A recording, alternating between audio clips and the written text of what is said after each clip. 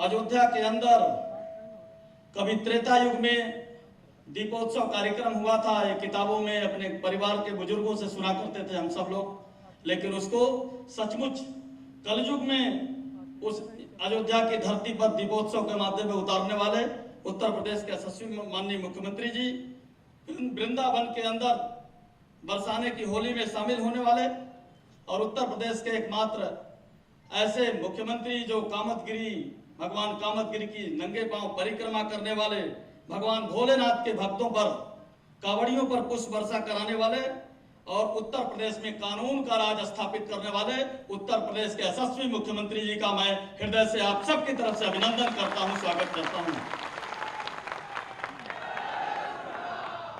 18वीं शताब्दी में हम सब ने सुना था, किताबों में पढ़ा था कि अहिल्याबाई होलकर ने मंदिरों का सुंदरीकरण करा करके, जीर्णोद्धार करा करके एक धार्मिक स्थलों को संवारने का काम किया था।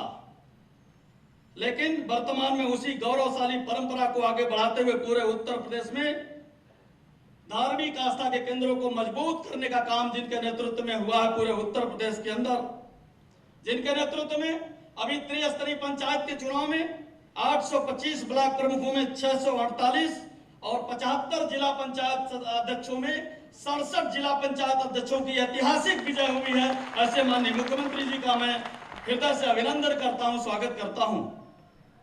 सोशल मीडिया और आईटी के यहां हमारे सभी योद्धा बैठे हैं। एक बार उत्तर प्रदेश की तस्वीर कैसी थी 2017 के पहले, हमको सोशल मीडिया और आईटी के माध्यम से जो दुष्प्रचार हो रहे हैं लोगों के, उसका ठीक से एक योद्धा, पराक्रमी योद्धा की तरह जवाब देने की जरूरत है। 2017 के पहले उत्तर प्रदेश की तस्वीर कैसी थी? सरेआम गुंडागर्दी होती थी।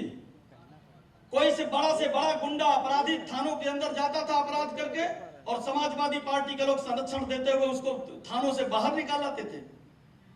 जबरन जमीनों पर कब्जा होता था। समाजवादी पार्टी के द्वारा नारा लगा था, जो जमीन सरकारी है वो जमीन हमारी है। आज पूरे उत्तर प्रदेश के अंदर जब आप तुलना करेंगे, अंधेरे का महत्व तब पता चलता है, उजाले का महत्व तब पता चलता है जब अंधेरा होता है। जब तुलना करेंगे उत्तर प्रदेश के अंदर आज कैसी स्थिति है, किसी भी क्षेत्र में अगर तुलना करेंगे, चाहे वो बिजली के क्षेत्र में इटावा, मैनपुरी, कन्नौज, रामपुर, सैफई, 5, 7, 8 जिले वीवीआईपी जिला हुआ करते थे। लेकिन आज उत्तर प्रदेश के अंदर माननीय मुख्यमंत्री जी के नेतृत्व में एक नीति बनाई गई, जो जिला मुख्यालय वहां 24 घंटे, जो तहसील मुख्यालय वहां 20 घंटे, जो गांव ग्रामीण क्षेत्र है वहां 18 घंटे बिजली देने का काम 75 के 75 जिलों में बिना भेदभाव बिजली देने का काम माननीय मुख्यमंत्री जी के नेतृत्व में हो रहा है। किस प्रकार से उत्तर प्रदेश के अंदर स्थितियां किस प्रकार की थी? बुंदेलखंड के और कई क्षेत्रों में हमारी माताएं बहनें 3-3, 4-4 घंटे सर पर मटका रख करके पानी का इंतजार करती थी। आज माननीय प्रधानमंत्री जी के नेतृत्व में, माननीय मुख्यमंत्री जी के नेतृत्व में हर घर नल योजना के तहत हर सबको जल सुलभ कराने का काम माननीय मुख्यमंत्री जी के नेतृत्व में हुआ है। किसी भी क्षेत्र में अगर आप देख लेंगे 70 वर्षों के अंदर चिकित्सा की स्थिति कैसी थी, मैं तुलनात्मक नहीं, लेकिन मेरे पास केवल मैं स्वागत के लिए खड़ा हुआ हूं। बिंदु अगर रखूंगा तो बहुत सारे विषय आएंगे। लेकिन कोविड की वैश्विक महामारी में किस प्रकार से माननीय मुख्यमंत्री जी कोविड पॉजिटिव होने के बाद, तुरंत नेगेटिव होने के बाद पूरे उत्तर प्रदेश के सभी 19 कमिश्नरियों में और 45 जिलों में जाकर के उत्तर प्रदेश की जनता को कोई तकलीफ ना हो सके, दिन रात अपनी जान जोखिम में डाल करके किस प्रकार सेवा का काम इन्होंने किया। किस प्रकार से पहला कोविड जब आया था, दिल्ली के मुख्यमंत्री ने अपनी डीटीसी की बसें लगा करके लाखों लोगों को उत्तर प्रदेश के बॉर्डर पर भेज दिया था वातावरण खराब करने के लिए। लेकिन माननीय मुख्यमंत्री जी रात भर जग करके 30,000 बसें भेज करके सबको सकुशल घर भेजने का काम उत्तर प्रदेश के अंदर हुआ है।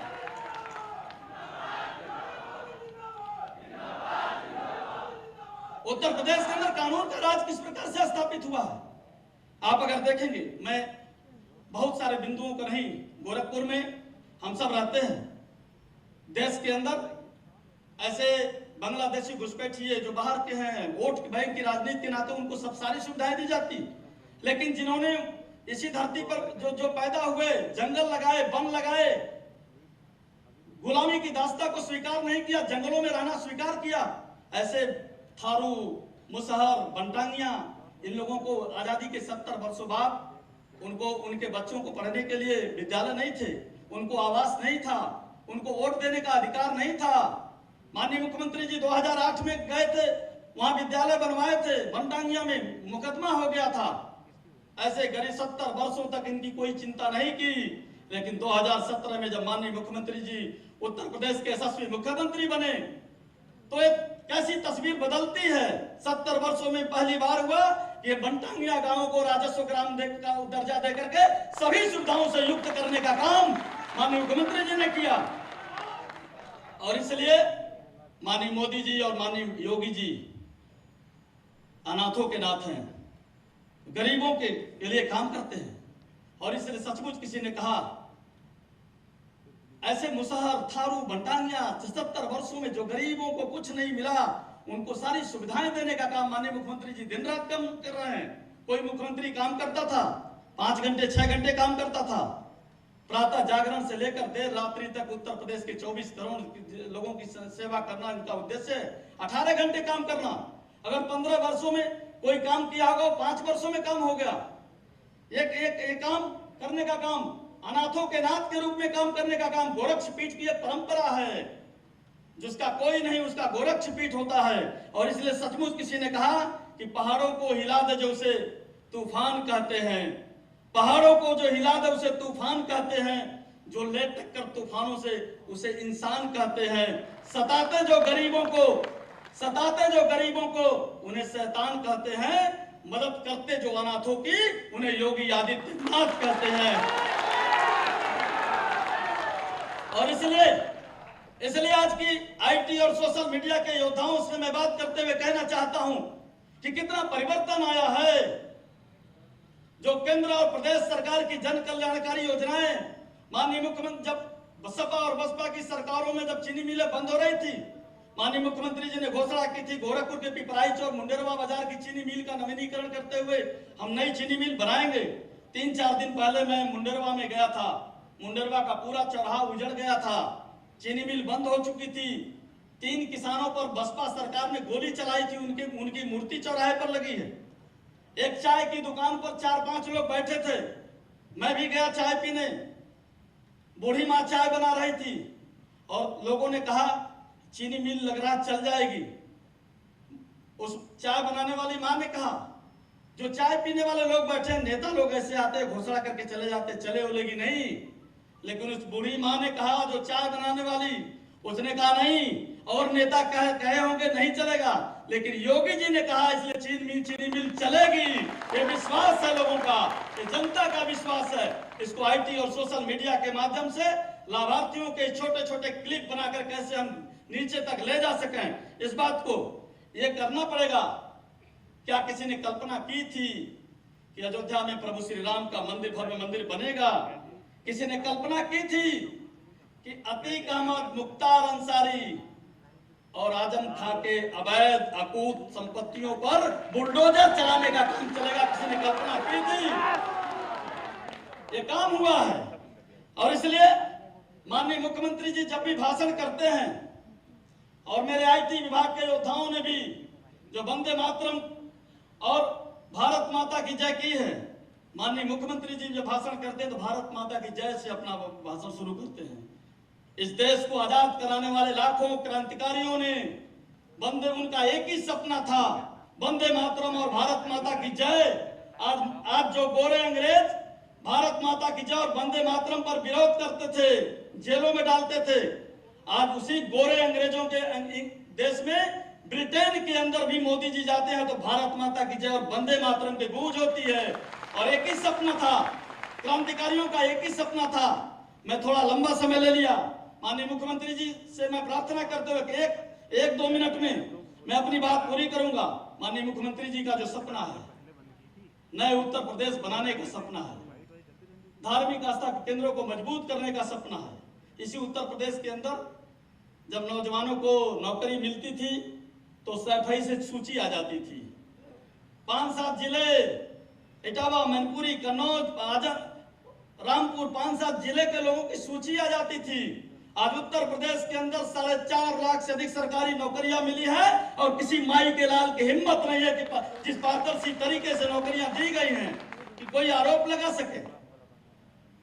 तो मैं कह रहा था, ये केवल विकास का सपना नहीं है, एक नए उत्तर प्रदेश बनाने का सपना है, ये नए भविष्य बनाने का सपना है। और जिस सपने को सरदार भगत सिंह, चंद्रशेखर आजाद, बटुकेश्वर दत्त, पंडित राम प्रसाद बिस्मिल ने देखा था, उनका सपना था कि दुनिया में भारत माता की जय और वंदे मातरम की गूंज हो। मैं केवल एक बात कहना चाहता हूं, जब भी माननीय मुख्यमंत्री जी अपने भाषण को शुरू करते हैं तो भारत माता की जय और वंदे मातरम, जय श्री राम के से शुरू करते हैं। आप एक बात केवल करना चाहता हूं, आखिर 23 साल का उस भगत सिंह का सपना क्या था? यही ना सपना था कि भारत माता का मस्तक पूरी दुनिया में ऊंचा हो, भारत माता की जय जयकार हो, वंदे मातरम की गूंज हो।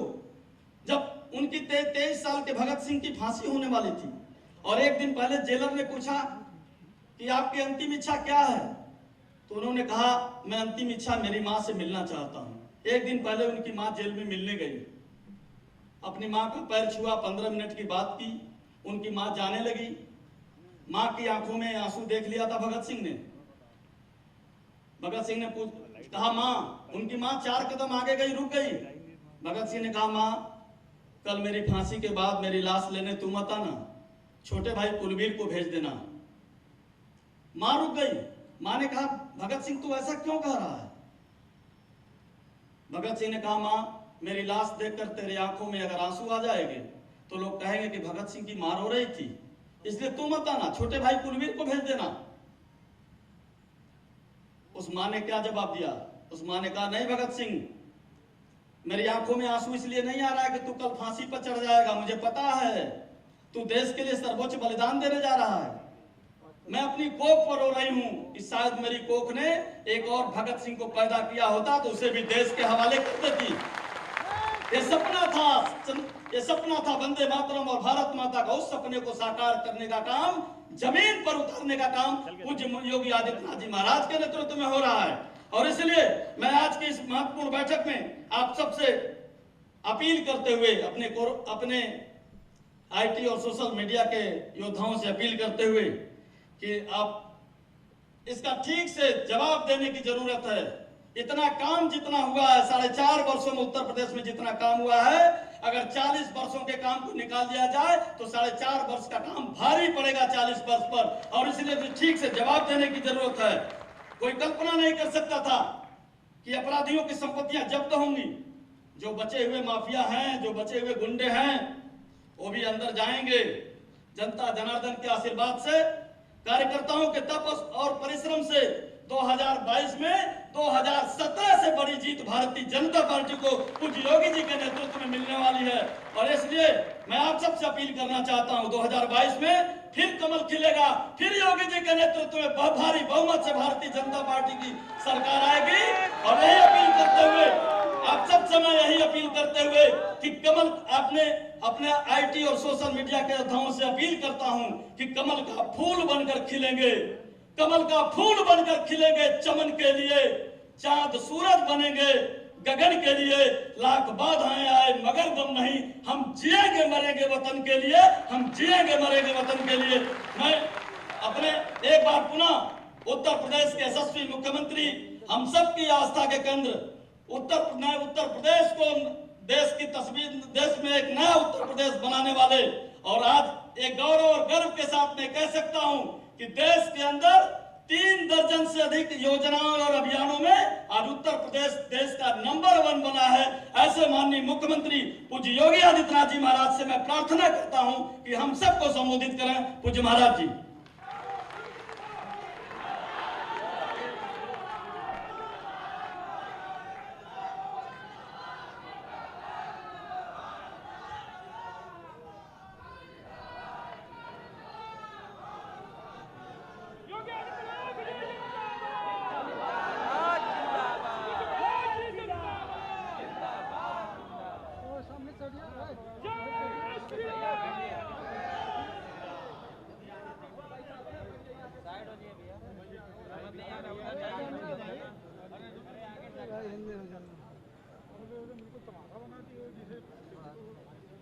से बैठ के कर रहा है। भारतीय जनता पार्टी गोरखपुर मंडल के आईटी और सोशल मीडिया के आज की इस विशेष कार्यशाला कार्यक्रम में उपस्थित भारतीय जनता पार्टी के कर्मठ और लोकप्रिय क्षेत्रीय अध्यक्ष डॉक्टर धर्मेंद्र सिंह जी, क्षेत्रीय उपाध्यक्ष और विभाग के प्रभारी CPN पाठक जी, महानगर के अध्यक्ष श्री राजेश गुप्ता जी, जिला के अध्यक्ष श्री विष्णु सिंह जी, प्रदेश सह संयोजक IT श्री हिमांशु राज पंडित जी, प्रदेश सह संयोजक सोशल मीडिया श्री शशि कुमार जी, क्षेत्रीय संयोजक IT श्री अनादीप पाठक जी, क्षेत्रीय संयोजक सोशल मीडिया श्री सौरभ अग्निहोत्री जी, और आज की इस विभाग की विशेष कार्यशाला में उपस्थित IT और सोशल मीडिया से जुड़े हुए सभी भारतीय जनता पार्टी के पदाधिकारी और कार्यकर्ता भाइयों बहनों, योगीराज बाबा गंभीरनाथ प्रेक्षागृह में आपकी इस कार्यशाला के लिए आप सबको मैं हृदय से बधाई देता हूं। आप सबके प्रति मैं अपनी शुभकामनाएं व्यक्त करता हूं।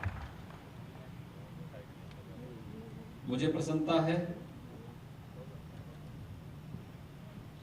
कि आप सब ने भी आज के इस सबसे बड़े हथियार का उपयोग न केवल संगठनात्मक गतिविधियों के लिए बल्कि केंद्र और प्रदेश सरकार की योजनाओं को आम जन तक पहुंचाने के लिए पूरी सकारात्मक रूप से आगे बढ़ाने का निर्णय लिया है।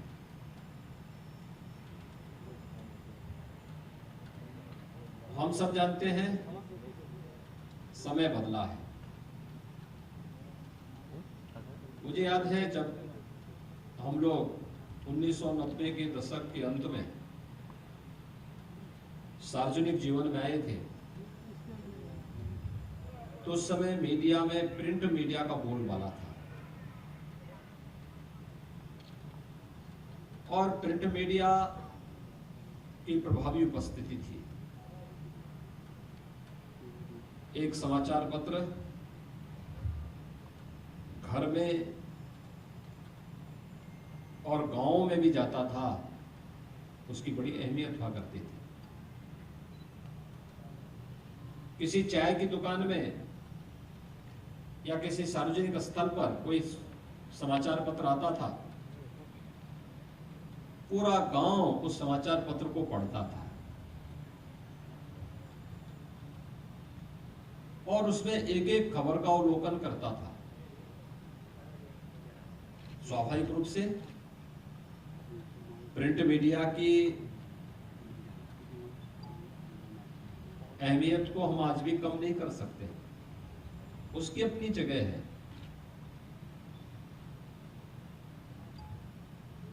आज से लगभग 20-22 वर्ष पहले विजुअल मीडिया आया। विजुअल मीडिया के माध्यम से आपने देखा होगा अनेक ऐसे चैनल आए जिन्होंने अपने न्यूज बुलेटिन प्रारंभ किए और हर आधे घंटे में या तत्काल भी आप देखते होंगे कोई घटना कहीं घटित होती है तो उनके रिपोर्टर के माध्यम से या अन्य उनके स्रोत के माध्यम से उनके पास न्यूज आती है, उनके द्वारा हेडलाइंस दे दी जाती है। लेकिन विगत एक दशक से सोशल मीडिया और सोशल मीडिया में भी उसके अलग अलग वर्जन देखने को मिले हैं।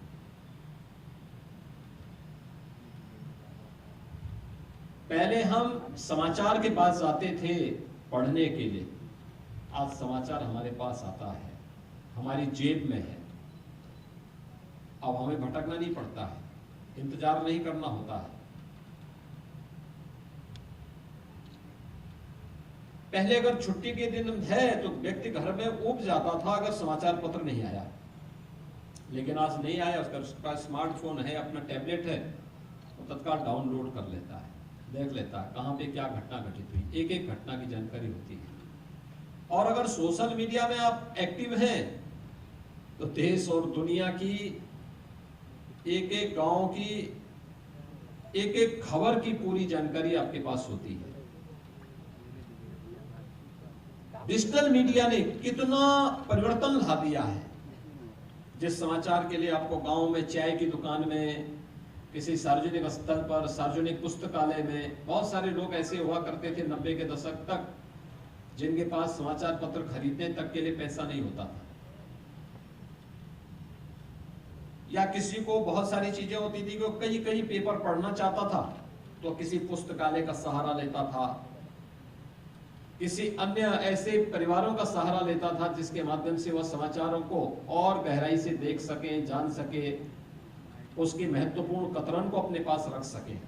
लेकिन आज हर एक व्यक्ति जिसने थोड़ी भी रुचि ली उसकी जेब में एक एक समाचार होता है, उनकी जानकारी होती है, ये तो सबके पास है।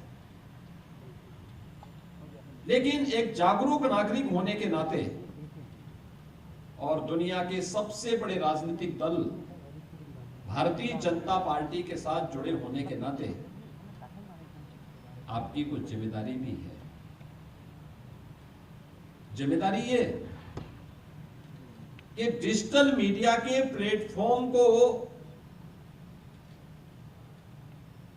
आपके खिलाफ जो दुरुपयोग किया जाता है उन लोगों के द्वारा किया जाता है जिनकी उपस्थिति ग्राउंड जीरो पर एकदम जीरो है,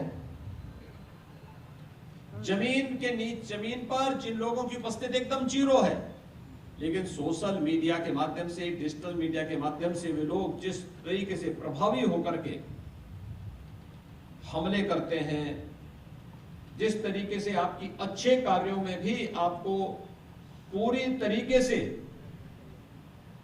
घेरने का प्रयास करते हैं, उन सभी लोगों का जवाब देने के लिए भी हमारे पास एक उचित प्रशिक्षण होना चाहिए। और उस प्रशिक्षण के लिए गोरखपुर विभाग, जिसमें गोरखपुर कमिश्नरी के चारों जनपद हैं, उनकी विशेष कार्यशाला यहाँ पर आयोजित की गई है। मुझे बहुत प्रसन्नता है। आज संजोग है कि मैं भी गोरखपुर में हूँ, तो गोरखपुर में आपके साथ संवाद बनाने का अवसर प्राप्त हुआ है। मैं आप सबका इस कार्यशाला में हृदय से स्वागत करता हूँ, अभिनंदन करता हूँ। याद रखना, ये सोशल मीडिया है, यह दो चीजें हमें देखनी होंगी। प्रिंट मीडिया में एक तरफा संवाद होता था,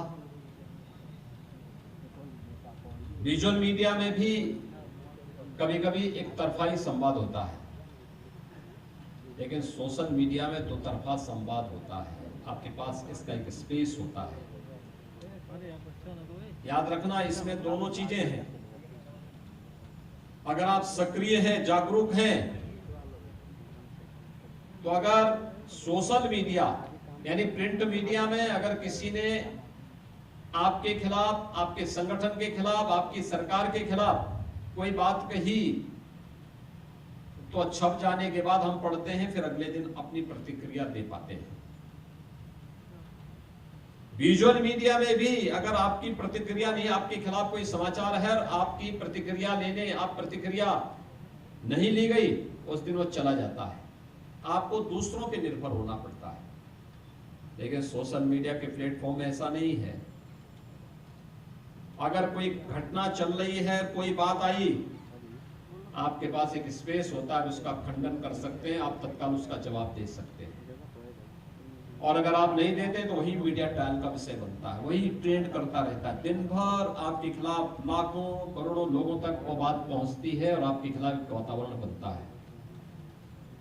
और हम लोग सोशल मीडिया की इस प्रभावशाली उपस्थिति को जान नहीं पा रहे थे, उसके बारे में बहुत रुचि नहीं ले पा रहे थे, इसकी सशक्त भूमिका को नजरअंदाज करने का प्रयास कर रहे थे, और लंबे समय तक इसका खामियाजा भी हम लोगों को भुगतना पड़ा। जिनकी जमीन की हकीकत कुछ भी नहीं, ग्राउंड जीरो पर सचमुच जो जीरो है, वे सोशल मीडिया में, डिजिटल मीडिया में प्रभावी होने के नाते वे छोटी छोटी बातों को लेकर के हमको घेरने का प्रयास करते हैं, छोटी छोटी बातों को लेकर। लेकिन जहां पर कार्यकर्ता जागरूक है, सक्रिय है, सचेत है, वह उतनी ही प्रभावी तरीके से उसका जवाब भी देता है। तो मीडिया ट्रायल का विषय नहीं बन पाता है, तो ट्रेंड नहीं कर पाता, आपके खिलाफ किसी भी चीज को वह आपको घेरने का माध्यम नहीं बना पाता है। और इसलिए आज के इस अवसर पर इस कार्यशाला में मुझे आप सबसे ही कहना है, आपने देखा होगा चाहे वह फेसबुक हो, इंस्टाग्राम हो, ट्विटर हो या व्हाट्सएप हो, इन सब में आप देखते होंगे भारतीय जनता पार्टी के अपने अकाउंट हैं। प्रधानमंत्री मोदी जी का भी और केंद्र सरकार का भी और राज्य सरकार का भी उस पे प्रभावी उपस्थिति है। अगर हम थोड़ी भी उसको लाइक करें, कोई ट्वीट होता है रिट्वीट करें, अपना कंटेंट लिखें, सकारात्मक कंटेंट, छोटा सा, छोटे छोटे वाक्यों में, बहुत लंबा नहीं होगा, बहुत प्रभावी हो सकता है। या अगर कोई कहता है कि कुशीनगर में कोई कार्य नहीं हो रहा है और कुशीनगर का कार्यकर्ता कुशीनगर के इंटरनेशनल एयरपोर्ट का फोटो लेकर के उसको बता देंगे कि भाई क्या ये कार्य नहीं हो रहा है, क्या ये क्या है, कम से कम इतना सफेद झूठ मत बोला करो, तो उसकी समझ में आएगा। आप बहुत लंबा नहीं होना चाहिए, इतना पर्याप्त है। कोई कहेगा देवरिया में कोई कार्य नहीं हो रहा है, उसको देवरिया में महर्षि देवराहा बाबा के नाम पर बन रहे मेडिकल कॉलेज की फोटोज से उसके साथ अपलोड कर दो, और ये क्या है। हम तो सोचते थे कि उल्लू को दिन में नहीं दिखाई देता है, आप भी ऐसे हैं कि आपको विकास दिखाई नहीं दे रहा है। इतना कमेंट पर्याप्त है, वो आपका कोई ट्रेंड, फिर आपके खिलाफ कोई ही नेगेटिव टिप्पणी नहीं कर पाएगा।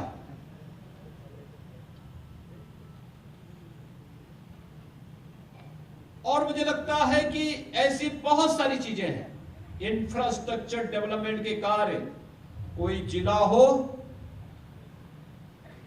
कोई जनपद ऐसा नहीं कह सकता जिसमें विकास के कार्य न हुए हो, और कोई जनपद ऐसा नहीं कह सकता जिसमें केंद्र और प्रदेश सरकार के द्वारा एक बड़ी आबादी को शासन की गरीब कल्याणकारी योजनाओं से आच्छादित न किया गया हो।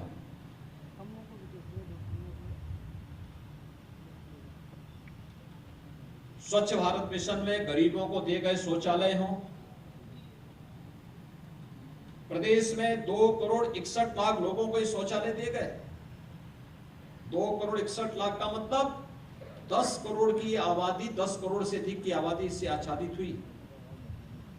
40 लाख लोगों को प्रधानमंत्री आवास योजना की सुविधा उपलब्ध कराई गई। 40 लाख का मतलब 2 करोड़ लोग सीधे सीधे इससे लाभान्वित हुए हैं। 15 करोड़ लोगों को प्रदेश के अंदर फ्री में राशन की सुविधा कोविड के प्रथम लहर में भी और दूसरी लहर में भी फ्री में उपलब्ध करवाने का कार्य किया गया है। 15 करोड़ लोगों की उपस्थिति है उसमें। 2,53,00,000 परिवार, किसान परिवार ऐसे हैं जिन्हें प्रधानमंत्री किसान सम्मान निधि से आच्छादित किया गया है। 1,56,00,000 परिवार ऐसे हैं प्रदेश के अंदर जिन्हें रसोई गैस के फ्री में कनेक्शन उपलब्ध करवाए गए। 1,38,00,000 परिवार ऐसे हैं जिन्हें फ्री में बिजली के कनेक्शन उपलब्ध कराए गए। अगर ये जो परिवार हैं ये आपके गांव, आपके सेक्टर में, आपके बूथ में, आपके सेक्टर में, आपके मंडल में ही होंगे, उसके बाहर नहीं होंगे। ये जो लाभार्थी परक योजनाएं हैं, इसका दायरा कहां है? आपका वार्ड, आपका मंडल, आपका बूथ या आपका सेक्टर या आपका मंडल, ये सब उसी के अंदर कहीं ना कहीं है। अगर इनके साथ संवाद बना करके उनको भी हम अपने इस मीडिया के पार्ट का हिस्सा बना लें, उसके साथ जोड़ सकें, कितना व्यापक अभियान बन सकता है।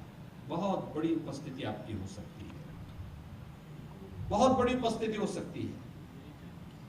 और मुझे लगता है कि इन कार्यक्रमों को आगे बढ़ाने की आवश्यकता है। इसको अगर हम आगे बढ़ा देंगे बहुत बड़ा कार्य होगा। युवाओं के लिए आपने देखा होगा कितनी योजनाएं चल रही हैं।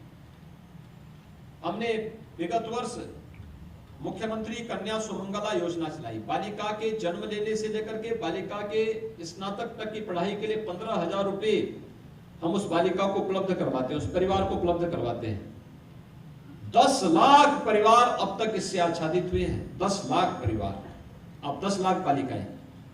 अगर उन परिवारों के साथ संवाद बनाया होता हम लोगों ने, 1,81,00,000 बेसिक शिक्षा के स्कूलों में पढ़ने वाले बच्चों को फ्री में uniform, bag, books, shoes, socks, sweater, ये सब उपलब्ध करवाने का कार्य प्रदेश सरकार उपलब्ध करवाती है। 1,81,00,000 पर बच्चों को, कितनी बड़ी संख्या है। उनके साथ अगर संवाद बनाने का प्रयास किया होता। प्रदेश के अंदर अभ्युदय योजना के माध्यम से प्रदेश सरकार वर्तमान में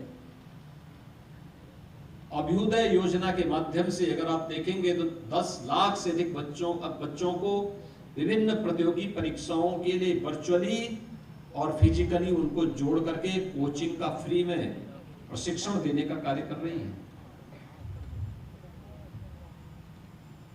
प्रदेश सरकार सामूहिक विवाह योजना के माध्यम से 1,60,000 से अधिक बालिकाओं की मुख्यमंत्री सामूहिक विवाह योजना के माध्यम से अब तक शादी संपन्न कर चुकी है।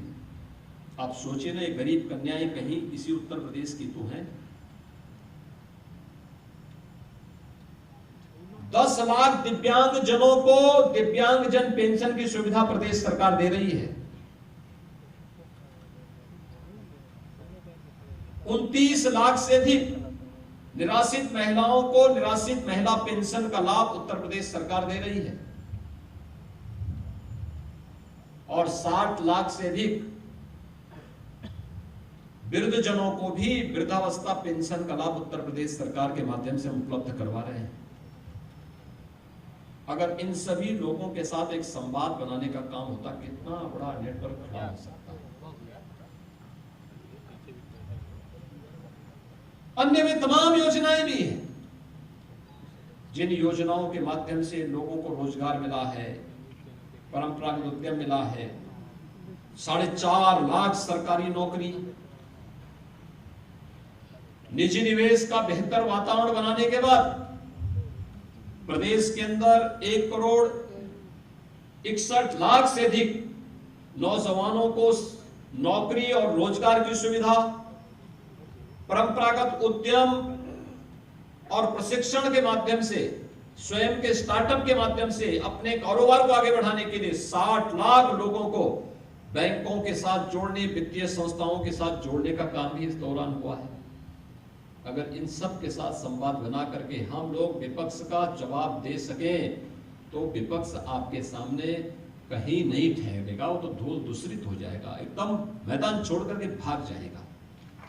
लेकिन जब हम लोग उसका जवाब ही नहीं देंगे, शांत बैठे रहेंगे, ये मान लेंगे कि नहीं, इस सोशल मीडिया पे हम लोगों को कोई कमेंट नहीं करना है, हमें इसको देखना ही नहीं है, हमें ट्वीट रिट्वीट कंटेंट उसमें नहीं देना है, कोई कमेंट हमें नहीं करना है, अब तो हो गया काम है। हमें अपनी मजबूत उपस्थिति दर्ज करनी होगा। जितना बड़ा भारतीय जनता पार्टी और विचार परिवार है, अगर आप इसको देखेंगे तो मुझे लगता है कि दुनिया के अंदर कोई भी आपका मुकाबला नहीं कर सकता है, लेकिन उसकी जानकारी होना। कंटेंट में लिखते हैं छोटे होने चाहिए, प्रभावी होने चाहिए, लोग पसंद कर सके, अधिक से अधिक लोगों तक पहुंच सके, और जिससे आज का यह प्लेटफॉर्म, एक कार्यशाला बहुत महत्वपूर्ण है। मैं प्रदेश से आई हुई सोशल मीडिया की टीम और आईटी की टीम को, क्षेत्र की आईटी और सोशल मीडिया की टीम को, विभाग की आईटी और सोशल मीडिया की टीम को इस बात के लिए हृदय से धन्यवाद दूंगा कि इन्होंने आज के इस प्रशिक्षण कार्यक्रम को विशेष रूप से यहाँ पर आयोजित किया है। आप सबसे मुझे इसी बहाने संवाद बनाने का अवसर प्राप्त हुआ। इस अवसर पर आप सबके इस कार्यशाला के लिए अपनी शुभकामनाएं देता हूँ और विश्वास व्यक्त करता हूँ कि हम केंद्र और प्रदेश सरकार की योजनाओं को, संगठन के द्वारा दिए गए कार्यक्रमों को प्रभावी ढंग से सोशल मीडिया के माध्यम से आम जन तक पहुंचाने का कार्य करेंगे। आज के इस अवसर पर मैं आप सबके प्रति और इस पूरी कार्यशाला के प्रति अपनी शुभकामनाएं देता हूं। आप सबको शारदीय नवरात्रि की और विजयादशमी की मंगलमय शुभकामनाएं। धन्यवाद। जय हिंद।